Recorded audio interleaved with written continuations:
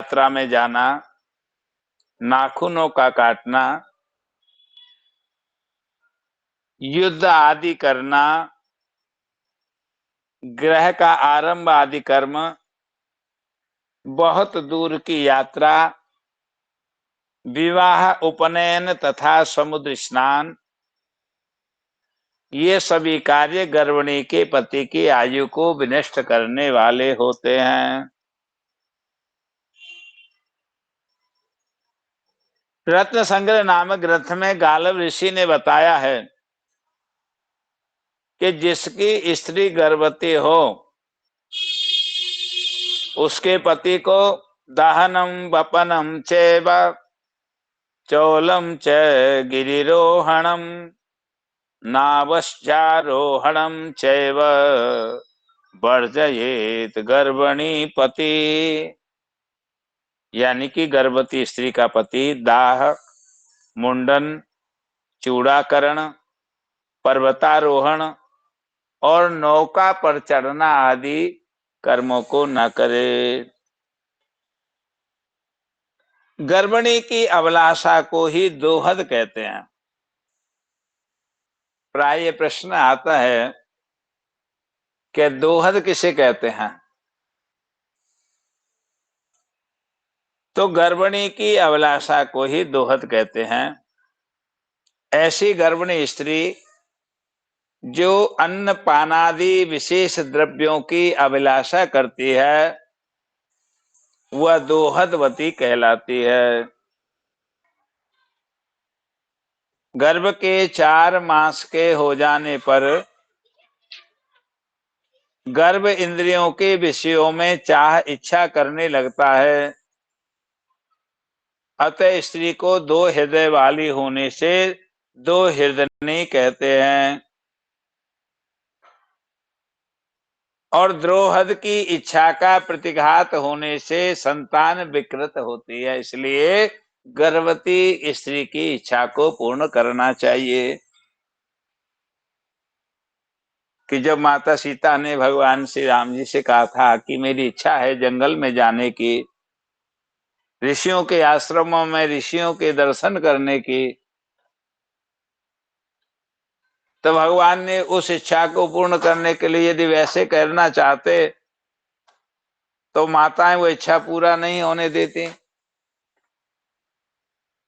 और भगवान श्री राम पूरे मातृ पितृभक्त थे, माता की आज्ञा की पालना करते थे और तीनों ही माताओं को समान भाव से मानते थे। इसलिए सीता जी की उस इच्छा को पूर्ण करने के लिए ही भगवान ने ये सब नाटक रचाया, लीला रची। इसीलिए गर्भिणी जिस जिस वस्तु की इच्छा करे वह उसको देनी चाहिए। गर्भवती की इच्छा पूर्ण होने से संतान वीरशाली और चिरायु होती है। सुश्रुत संहिता में लिखा है कि सा यद दिच्छेत तस्यै धापयेत लब्ध दो हृदय ही वीर्यवंतम चिरायुखम च पुत्रम जनयति। गर्भवती की स्त्री की इच्छा के पूर्ण होने पर गुणशाली पुत्र होता है। गर्भवती स्त्री जिस जिस प्रकार की कामना करती है वह उन्हीं पदार्थों के समान शरीर, आचार और स्वभाव वाली संतान को उत्पन्न करती हैं। पूर्व जन्म के कर्मों के कारण ही बालक का अगला शरीर बनता है। इसी प्रकार देव योग अर्थात कर्मों के कारण से ही हृदय में दोहद यानी इच्छा उत्पन्न होती है। गर्भ के शरीर में जिस समय इंद्रियां अभिव्यक्त होती हैं उसी समय उस गर्भ के मन में वेदना यानी सुख दुख प्राप्ति होती है। इसीलिए उसी समय गर्भ में स्पंदन क्रिया होती है और अनेक जन्मों में अनुभव किए हुए इंद्रिय विषयों की वह इच्छा करता है। और वह इच्छा माता के हृदय से व्यक्त होती है, इसलिए उस काल में उसकी संज्ञा द्विहृदय यानी दो हृदय वाली होती है। गर्भ का हृदय माता के हृदय से उत्पन्न होता है और गर्भ पोषण के लिए रसवाही धमनियों के द्वारा माता के हृदय से बालक का हृदय संबंध रहता है। इसलिए उस रसवाहिनी धमनियों के द्वारा बालक अपनी इच्छा को माता के हृदय के द्वारा प्रकट करता है, इसलिए दो हृदय का अपमान नहीं किया जाता। ऐसा करने से गर्भ का नाश या गर्भ में विकृति उत्पन्न हो जाती है। अतः प्रिय और हितकारी वस्तुओं के द्वारा गर्भिणी की परिचर्या की जाती है, अर्थात जो गर्भिणी के लिए प्रिय होता है और जो उसके लिए हितकारी होता है, वह वस्तु उसके आहार और विहार में दी जाती है, जिससे गर्भ नष्ट होने का भय हो। उस आहार विहार से गर्भिणी को दूर रखें। चरक संहिता में कहा है कि सा यदृच्छे ततदस्यै दध्याधन्यत्र गर्भोपघात करेभ्यो भावेभ्यः। और याज्ञवल्क्य स्मृति में भी बताया है कि दो हृदस्या प्रदानेन गर्भो दो समवाप्नुयात् वैरूप्यं मरणं वापि तस्मात् कार्यं प्रिय स्त्रिया। अर्थात गर्भिणी की अभिलाषा पूरी न करने से गर्भ दोष युक्त हो जाता है और विकारग्रस्त हो जाता है अथवा नष्ट भी हो जाता है। अतः उसकी इच्छा को पूर्ण करना चाहिए। अब ये जो है गर्भाधान संस्कार में कुछ ज्ञातव्य जो विशेष बातें थी, उन बातों को हमने जाना। अब हम आते हैं गर्भाधान संस्कार प्रयोग में।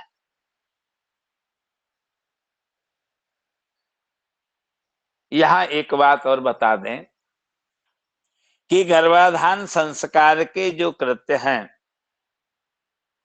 यह केवल प्रथम गर्भाधान के पूर्व केवल एक बार करने की आवश्यकता है। प्रत्येक बार इसकी आवश्यकता नहीं होती। लेकिन अज्ञानतावश यदि प्रथम गर्भाधान के पूर्व ये कृत्य न किए जा सके हो, तो बाद में द्वितीय आदि गर्भाधान के पूर्व फिर ये कृत्य किए जा सकते हैं।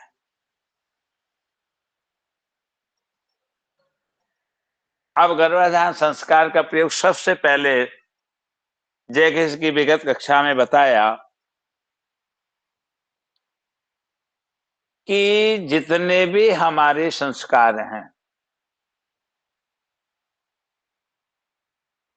सभी संस्कार जो है मुहूर्त के द्वारा बताए गए हैं।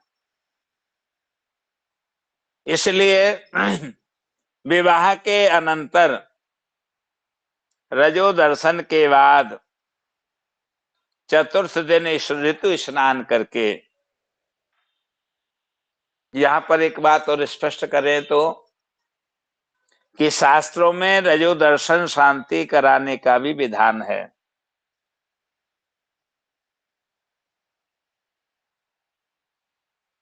प्रथम जब रजो दर्शन है तो किस समय हुआ है, मूढ़ चिंतामणि में उसके बारे में भी वर्णन मिलता है।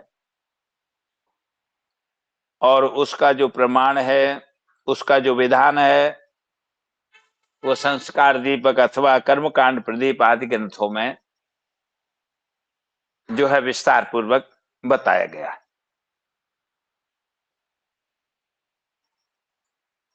तो बोले स्नान करके शुभ मुहूर्त में स्त्री प्रातःकाल आभूषण आदि से सुसज्जित होकर के नवीन वस्त्र धारण करके मौन व्रत धारण पूर्वक पति के साथ सूर्य के सन्मुख हाथ जोड़ करके भगवान सूर्य का अवलोकन करें, दर्शन करें और सूर्य को नमस्कार करें। मंत्र पढ़ें। ओम आदित्यम गर्भम पयसा समग्री सहस्रस्य प्रतिमां विश्वरूपम परिवृद्धिं हरिषामाभिमगुंस्थाः शतायुखं कृणहि चीयमानः। इस प्रकार सूर्यदेव को नमस्कार करके इसके बाद उसी दिन या षोडश रात्रि के पहले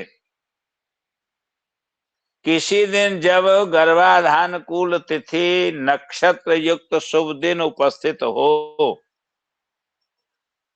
उस मुहूर्त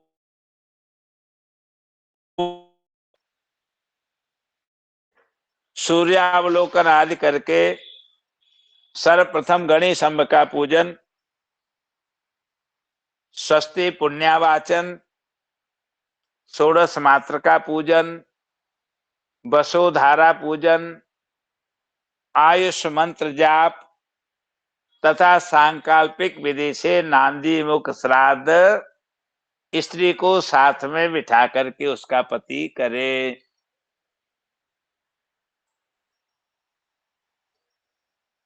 इसकी विधि दो प्रकार की है।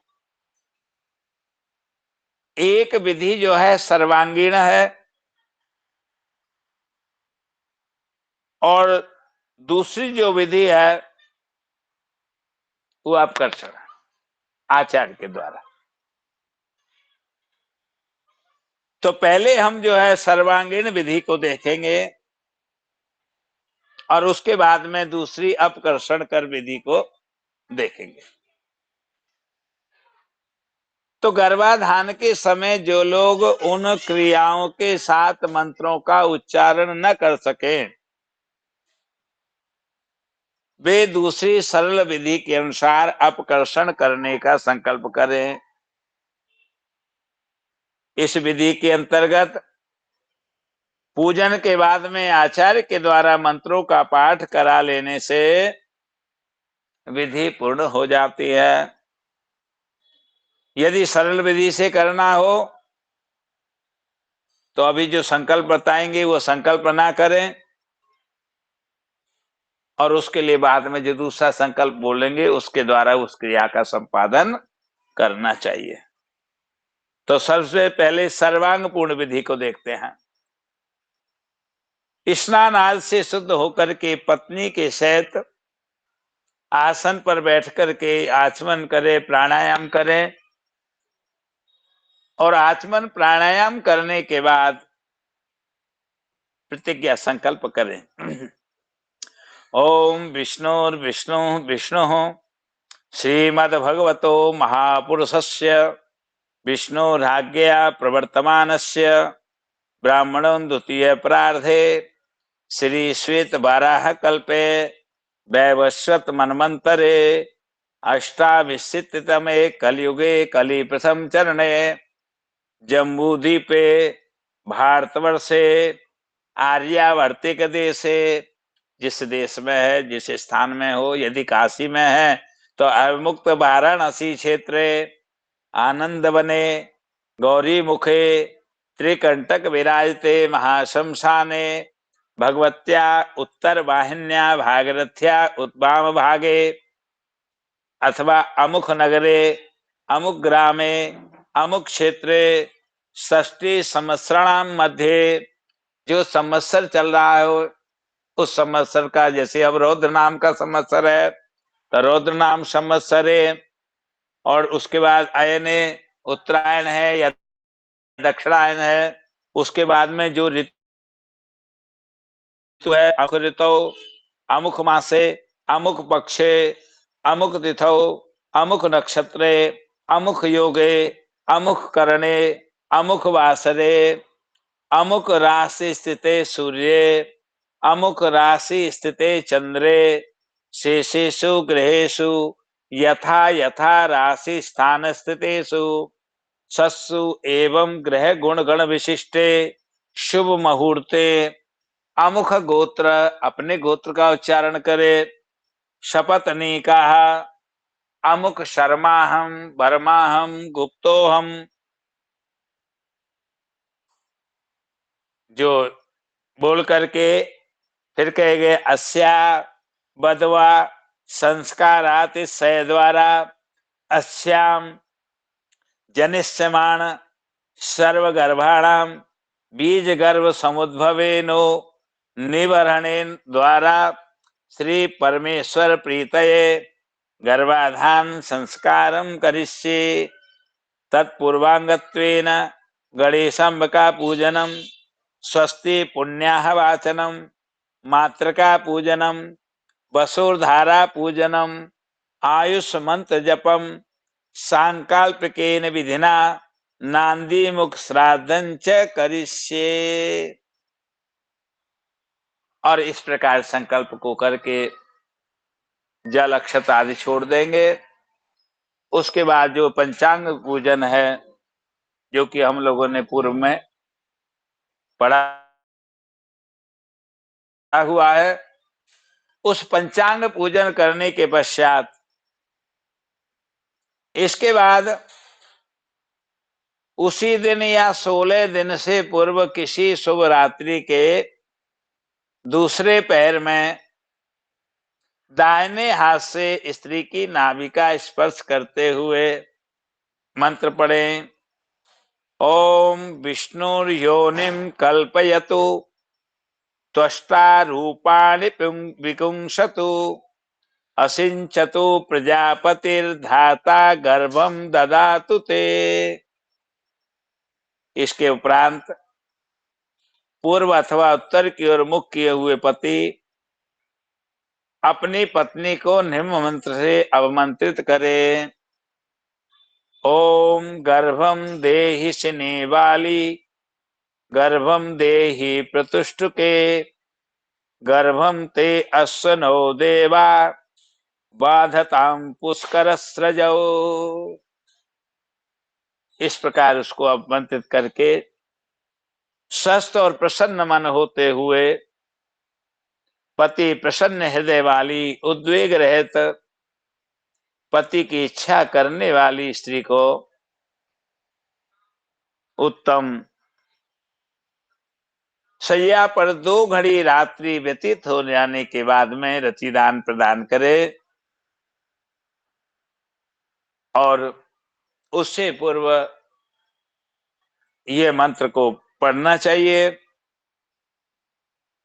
ओम गायत्रेण त्वा छंदसा परिगृणामि ते शुभेन त्वा छंदसा परिगृह्णामि जागतेन त्वा छंदसा परिगृह्णामि सूक्ष्मा चासि शिवा चासि शोना चासि सुखदा चासुर्जस्वती चासि पयस्वती च। ओम रेतो मूत्रम बीजाते योनिम प्रविशदिन्द्रियं गर्भो जरायुणा व्रत उल्बम जहाति जन्मनाधितेन सतमिन्द्रियं विपानगुम शुक्रमंधस इंद्रसेन्द्रियमिदं पयोमृतं मधु। इसके उपरांत अभिगमन के बाद पवित्र होकर के आचमन करे। स्त्री को वाम भाग में बिठा करके उसके दाहिने कंधे के ऊपर से हाथ ले जा करके उसके हृदय देश का स्पर्श करे और उस समय इस मंत्र का उच्चारण करे। ओम यत्ते सुसीमे हृदयं दिवि चंद्रमसि श्रुतं वेदाहं तन्मां यद्विधात् पश्येम शरदा शतं जीवेम शरदा शतगुं शृणुयाम शरदा शतम्।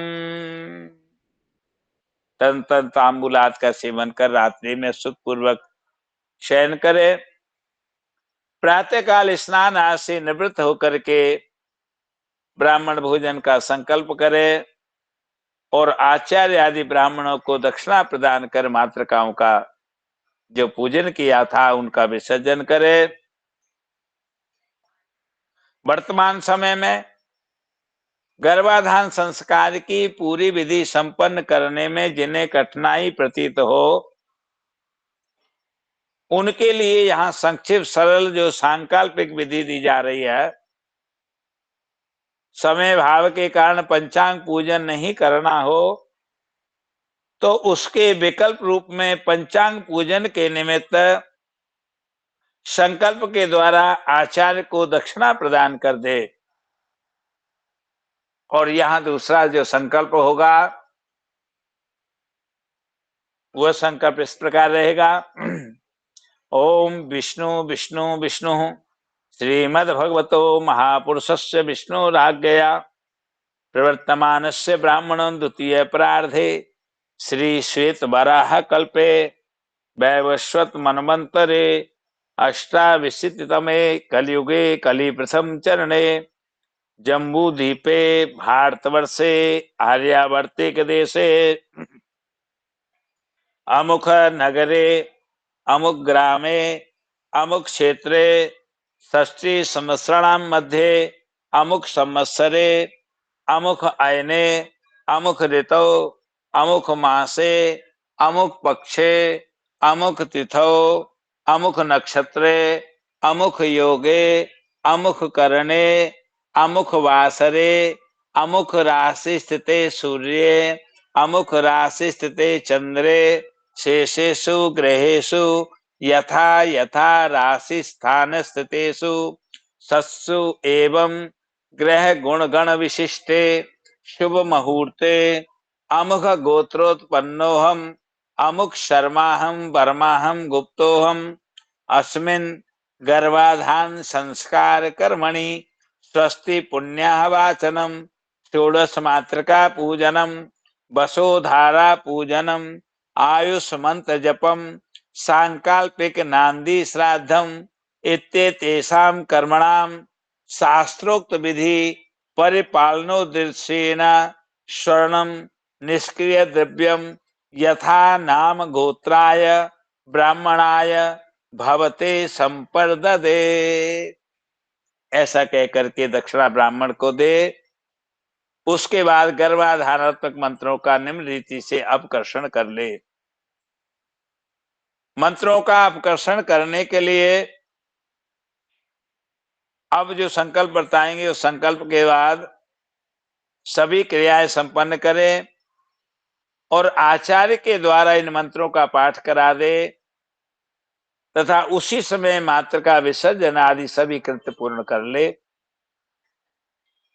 मंत्र पाठ करा लेने पर गर्भाधान संस्कार की प्रक्रिया पूर्ण हो जाती है। सबके लिए मंत्र का उच्चारण करना संभव न होने के कारण मंत्रों का अर्थ भी अभी इनके साथ में जो है क्रियाओं में संपन्न करना चाहिए। तो अपकर्षण का जो संकल्प है उसको करेंगे। ओम विष्णु विष्णु विष्णु अद्य यथोक्त गुण विशिष्ट तिथ्यादौ अस्या मम भार्याया प्रथम गर्भातिशय द्वारा अस्यां जनिष्यमाण सर्वगर्भाणां बीज गर्भ समुद्भवेनो निर्वहणेनार्थम गर्भाधान संस्कार संबंधी निष्विहित कर्म संबंधी मंत्राणाम अज्ञानादि हेतुभिः पाठा संभवात संप्रति अपकृष्य गर्भाधानख्य संस्कार संबंधी मंत्राणाम पाठम ब्राह्मण द्वारा कारयित्वा गर्भाधानाख्य संस्कारम करिष्ये। उसके बाद आचार्य मंत्रों का पाठ करें। ओम विष्णु योनिम कल्पयतु त्वष्टा रूपाणि पिगुंसतु असिंचतु प्रजापतिर्धाता गर्भम ददातु ते। यानी इस मंत्र का अर्थ है कि भगवान विष्णु तुम्हारी योनि को उत्पुत्रोत्पत्ति में समर्थ बनाए। सविता देव हम दोनों के पुत्र को दर्शन योग्य बनाए। प्रजापति मेरे हृदय में स्थित होकर के और तुझ में तेज का आधान करे और धाता तुम्हारे गर्भ को पुष्टि करे। दूसरा अभिमंत्रण का मंत्र करे। ओम गर्भम देहि सिने वाली गर्भम देहि प्रतिष्ठ के गर्भम ते असनो देवा बाधत्ताम पुष्कर स्रजौ। अर्थात हे सिने वाली देवी एवं हे विशिष्ट जगहों वाली प्रतिष्ठ का देवी, आप इस स्त्री को गर्भ धारण करने की सामर्थ्यता दें और उसे पुष्ट करें। कमलों की माला से सुशोभित दोनों अश्विनी कुमार तेरे गर्भ को पुष्ट करें। उसके बाद में बीज दान का मंत्र। ओम घायत्रे नत्वा छंदसा परिगृणामि तेष्टुभे नत्वा छंदसा परिगृणामि जागते नत्वा छंदसा परिगृणामि सूक्ष्मा चासि शिवा चासि शोना चासि सुखदा चासुर्जस्वती चासि पयस्वती च। जो है तीर दान के मंत्र में कहते हैं कि मैं तुम्हें गायत्री त्रिष्टुप तथा जगती छंद के द्वारा ग्रहण करता हूं। हे वेद भूमे तुम शोभना हो, तुम शांत हो, तुम सुख स्वरूपा हो, तुम आनंद से बैठने योग्य हो, तुम अन्न वाली हो और तुम जल वाली हो।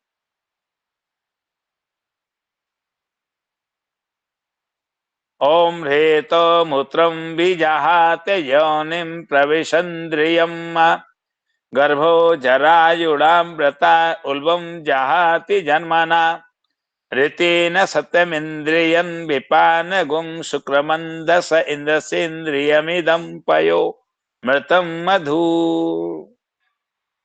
मनुष्य की जन्नेन्द्रिय धारण करके तेज का आधान करती है, परंतु वही अन्यत्र जो है मूत्र का परित्याग करती है। इसी प्रकार जरायु से लिपटा गर्भ जन्म होने पर झिल्ली को छोड़ देता है। इस सत्य नियम से यही सत्य निकलता है कि उचित का साथ उचित का त्याग या स्वीकार करता है। अतः शुद्ध करके पिया गया सोम इंद्रियों के बल को देने वाला होता है और यह दूध भी इंद्र के लिए जो मधुर और अमृत स्वरूप हो जाता है। हे सुंदर सीमंत वाली देवी, मैं द्युलोक आकाश तथा चंद्रमा में स्थित तुम्हारे हृदय को जानता हूं। ओम यत्ते सुसीमे हृदयं दिवि चंद्रमसि श्रुतम् वेदाहं तन्मां तद्विदा पश्येम शरदः शतम् जीवेम शरदः शतगुं शृणुयाम शरदः शतम्। किंतु वह हृदय चित्त इस समय तुझे पति भाव वाला समझे। इस प्रकार सुमनस्क होकर के हम दोनों 100 वर्षों तक देखें, 100 वर्षों तक जीवित रहें और 100 वर्षों तक सुने।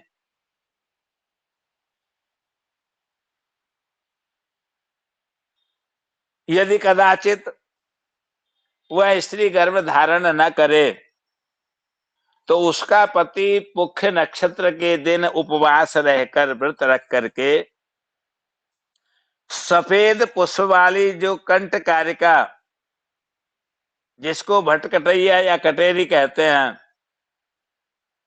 अथवा सिफा की जड़ को उखाड़ लाए और उसके जल के साथ में उसे पीस करके उसका जो रस है स्त्री की दाहिनी नासिका से सूंघाए तथा कुछ बिंदु उसकी नासिका में छोड़े। उस समय इस मंत्र का पाठ करना चाहिए। ओम मा इयं मौखदी त्रायमाणा सहमाना सरस्वती अस्या अहं बृहत्या पुत्रः पितुरिवि नाम जग्रभम्। सा यदि गर्भम न ददीत, यह बृहति जो कंटकारी नामक औषधि व्याधियों को दूर करने वाली तथा रक्षा करने वाली है, यह उत्पन्न दोषों को दूर करने वाली तथा वाणी का परिष्कार करने वाली है। इसका पुत्र पिता के समान ही गुण धर्म वाला हो। इस प्रकार उस औषधि का प्रयोग करें। यदि गर्भाधान संस्कार से संबंधित किसी का कोई प्रश्न है तो आप लोग जो है पूछ सकते हैं।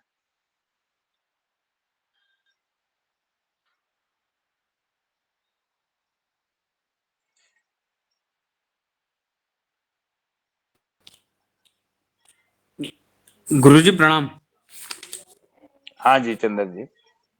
गुरुजी, वो जो एक रजोदर्शन शांति होता है और ये पूजा दोनों एक ही बात है, वो अलग चीज है और ये अलग चीज है? नहीं नहीं, वो अलग चीज है और ये अलग चीज है। अच्छा, दोनों वो रजोदर्शन की पूजा अलग टाइम पर होगी और ये अलग टाइम पर होगी, हाँ जी। और ये इसमें जो मुहूर्त भी देखना मैं है गुरुजी? एक मिनट चंद्र जी, मैं आपको समझाता हूँ।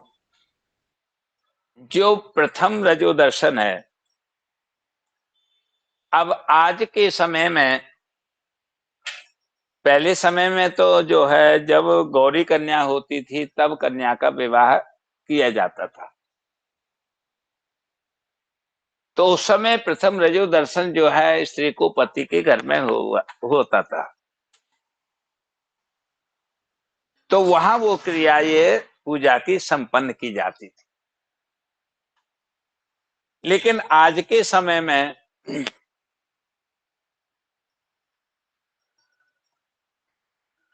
जब कन्या का विवाह करते हैं तो वो पहले ही स्त्री होती है, क्योंकि रजो दर्शन के बाद में स्त्री स्वरूपा हो जाती है। तो जब वह पिता के घर में रहती हुई कन्या को प्रथम रजो दर्शन हो, तब ही जो है माता को बतावे और माता पिता आदि से करा करके आचार्य के द्वारा उसकी पूजा विधि को संपन्न कराना चाहिए। और मुहूर्त चिंतामणि में इसका मुहूर्त दिया गया है कि किस समय जो है प्रथम दर्शन होगा तो उसका किस प्रकार का फल होगा, किसको अशुभ होगा, किसको अशुभ नहीं होगा, इत्यादि की बात है। मतलब गुरुजी पिता के घर में ही हो सकता है ये जी जी, रजोदर्शन? वही होगा, आज के समय में वही होगा। जी गुरुजी। गुरु जी प्रणाम। तो हम लोग के तरफ तो ये चीज नहीं होता, ये तो उत्तर भाग उधर साउथ तरफ होता है गुरु जी। देखो बात क्या है जी, कि सबसे बड़ी बात क्या है विजय जी, कि ये जो है संस्कार है, और इस संस्कार का किसी प्रांत या किसी विशेष स्थान से कोई मतलब नहीं है कि कहाँ होता है कहाँ नहीं होता है, इसका कोई तात्पर्य नहीं रह जाता। क्यों, ये वैदिक विधि है, और वैदिक विधि जो 16 संस्कार हैं, ये प्रत्येक जीव जो है मनुष्य है उसके लिए आवश्यक बताए गए हैं। क्योंकि देखो, जन्म हुआ है तो जन्म लेने के बाद में जात कर्म संस्कार सबके होंगे, सबके यहाँ नाड़ी छेदन होता है, सबके यहाँ नामकरण संस्कार होता है, सबके यहाँ कुपूजन इत्यादि होता है, सबके द्वारा प्रथम गर्भवती स्त्री का स्नान, ये सब जगह होता है। हाँ, करने की क्रियाएं अलग अलग हो सकती है, पर ये कृत्य सभी जगह होते हैं। गुरुजी आजकल तो अगर देखा जाए तो मेरे ख्याल से मुश्किल से 1% लोग ही कर रहे होंगे, या किसी लोगों को पता भी होगा, पता भी है तो करते नहीं है। देखो, शहरों में वास्तव तो में आपकी संभव ही नहीं बात है सब। नहीं, सत्यता है ये कि आज के समय में इस क्रिया को करना संभव नहीं है, सरल भी नहीं है। सबसे पहले ज्ञान का अभाव, पहले तो किसी को इसके बारे में पता नहीं, क्योंकि हमारे शास्त्र कहते हैं कि स्त्री भोग की सामग्री नहीं है। विवाह करने का उद्देश्य भोग विलासता में नहीं है। विवाह का उद्देश्य संयमित होकर के और पत्नी को साथ में लेकर के कर्म में प्रवृत्त होना गृहस्थ आश्रम की विशेषता है।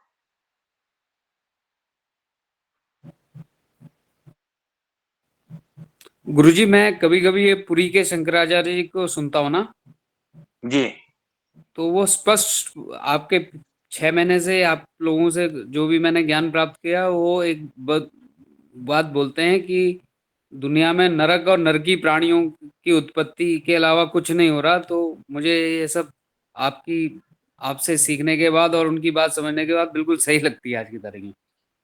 देखो जी, चंद्र जी, गरुड़ पुराण में स्पष्ट रूप से वर्णन आया है कि नरक से आए हुए कौन है और स्वर्ग से आए हुए जीवात्मा कौन है।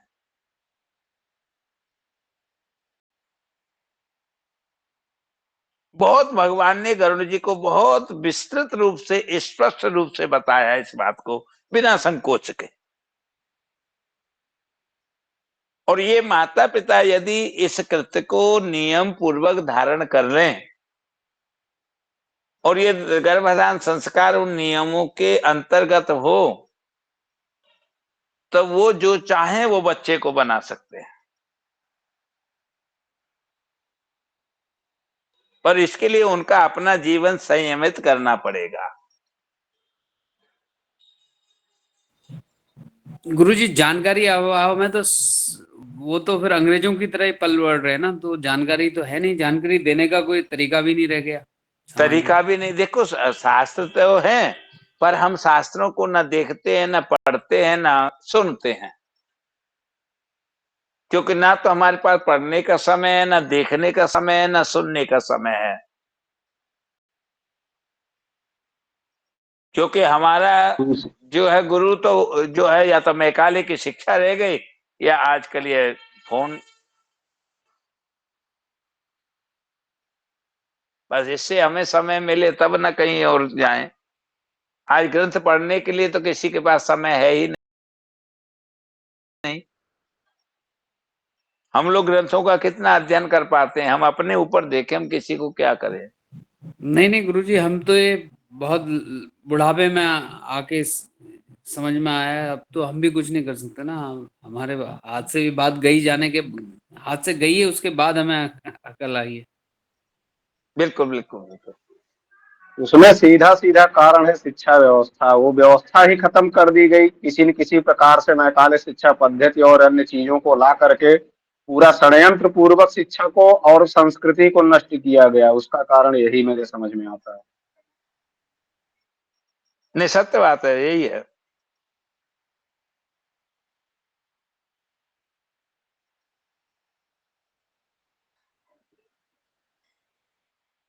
गुरु जी एक जानकारी चाहिए था दूसरे विषय, एक कर्ण क्षेत्र के बारे में, कि कितने उम्र तक लड़का अगर 30 साल का 35 साल का हो तो कान छिदवा सकता है कि नहीं? देखो, बाद में तो जो कर्ण छेदन जो मुहूर्त है, इसका जी भी गुरु जी। वर्णन अभी आएगा, 2-3 दिन में ही इसका आ जाएगा। धैर्य रखे कोई कि कितने समय तक करना चाहिए। लेकिन जब जागे तभी सवेरा, सीधी बात तो आज के समय में तो ये है। गुरु जी इसका लाभ हानि क्या होता है? देखो, कर्ण छेदन का लाभ बहुत है। सबसे पहले कर्ण छेदन का लाभ यह है कि बहुत सारी बीमारियों से बच जाते हैं। सबसे बड़ा लाभ तो ये है।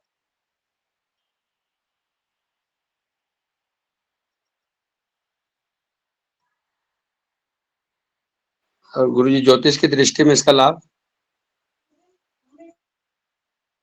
अब ज्योतिष में कर्ण छेदन एक संस्कार है, और संस्कार करने से तो लाभ प्राप्त होगा ही, क्योंकि जिस मुहूर्त पर जो कार्य बताया गया है, यदि हम उस मुहूर्त के ऊपर में वो कार्य कर लेते हैं तो देखो ज्योतिष क्या बताता है। ज्योतिष उस बात को कहता है जिससे हमारा स्वास्थ्य ठीक रहे, हम स्वस्थ रह पाए।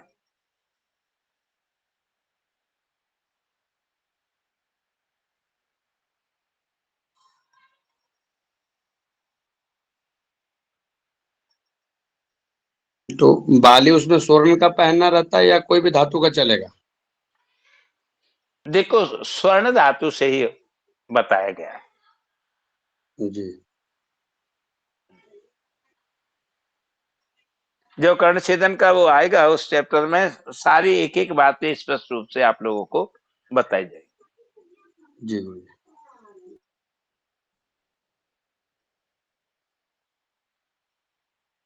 और किसी का कोई प्रश्न?